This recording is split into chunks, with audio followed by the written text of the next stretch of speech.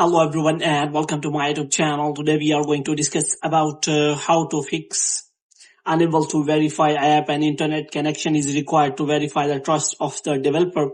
So if you see any kind of option related to any app you have recently installed on your iPhone, so how you can fix that. For this, what you have to do, you have to simply watch this video completely. So without wasting any time, let's start the video. So first of all, what you have to do, you have to simply close this page. And before you start, what you have to do, you have to simply make sure that you are connected to a proper Wi-Fi or internet connection. And after that, what you have to do next is you have to simply turn on the airplane mode for some second. And after that, you have to simply turn it off again. And the next thing you have to do is you have to simply go to settings and you have to simply go to general. And after that, you have to scroll it down until you find the option of transfer or reset iPhone.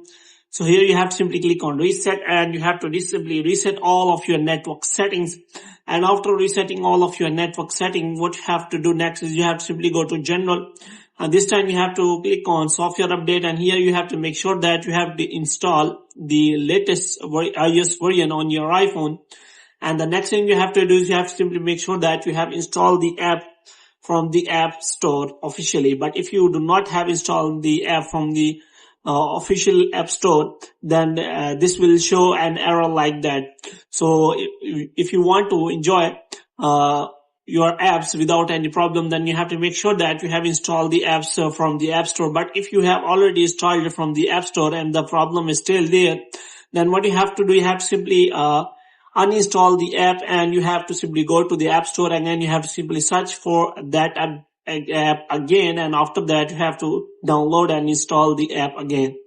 And if the problem is still there, then what you have to do, you have to simply take the screenshot of the problem, and after that you have to simply click connect to the Apple support, and here what you have to do, you have to simply explain the problem to Apple support and you have to ask for the solution of the problem.